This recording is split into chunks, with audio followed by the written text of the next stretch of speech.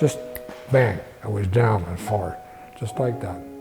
I looked at him and I saw like just blank, and he was sweating already, and I don't know why I knew it, but I just said, I yelled for my son, and I said, Tommy, call 911, your father's having a stroke. I sleep and awake at the same time, and then and Frank said the hospital because you're not really not breathing, but well,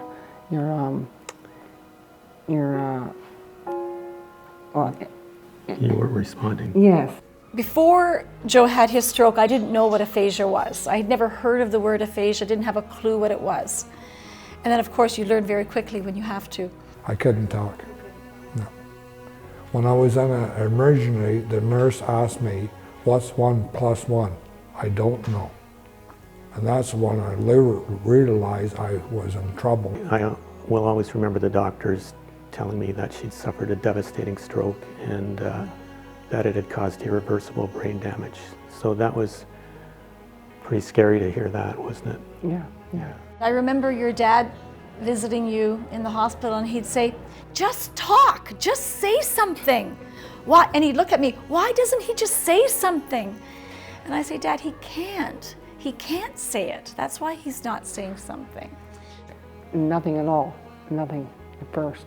And it gradually go back, and then I still aphasia a bit now, still. And but before, 5 years ago, nothing. Speech is a problem for a lot of people because they're so embarrassed. They can't speak, they don't speak, and they won't try to speak. The nurses always said, well, bring in some things that are familiar to her, and that will help her, speak. So I brought in a few things, one of which was your recorder. Mm-hmm. And the first time I gave it to her, it was like, she kind of looked at it and put it aside. She didn't really know what it was, and then so I said, okay. And then a couple weeks later, I brought it in again, and she picked it up. She put her fingers over the holes and started blowing into it, making sound. So I think that's when I knew you were going to be okay. Yeah, yeah. He had a speech therapist that was amazing at York Central Hospital, and she actually recommended this group to Brian. I like the way they also integrate the caregivers into the program, so there's lots of things for caregivers to do. With the help of the 2 programs that he's in, I've learned a lot about how to communicate with him, different strategies. I've learned to have a lot of patience because it's certainly not easy, and you have to have a lot of time. It's not something that can be rushed. It's been amazing for him, and this group of people is wonderful. So you've met other people that are in the same boat as you, in other words, that have aphasia, and so you learn different ways of communicating. You're actually seeing how we get, and this has been the major change since the stroke really, is how we communicate with one another.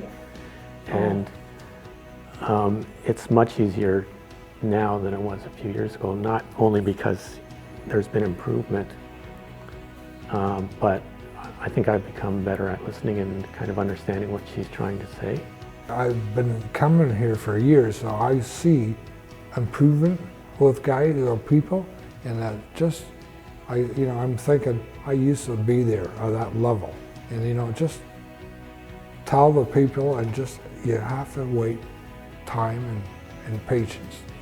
It doesn't matter if she says the wrong word or they don't come out in the right order. That doesn't really matter because you still get the message. Do you have confidence when you're in yourself that you can make yourself understood? Yes. Okay. Yes. Okay. All business.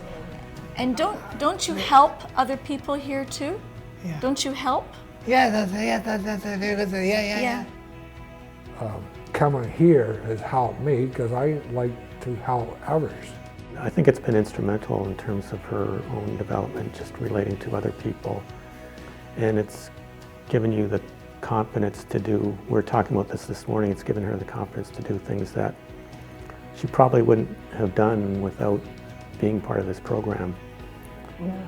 And also, I think it helps to give her the opportunity to help some of the other people here too. Coming here and seeing people I think it's been amazing. improve, you know, and give them hope. Yeah. I think even spending half an hour with someone that has aphasia is a real eye-opener for a lot of people, a real eye-opener. And that is better than just explaining it. Actually spending time with someone like Joe or some of the other clients. One of her doctors, will always remember this, he said that her recovery was miraculous. And you don't often hear doctors talking in terms of miracles. So. He's a walking miracle because he's walking again, he's doing everything for himself, he's completely independent as far as his personal care, everything. You know, it's really, I'm totally impressed with him and everything he accomplished.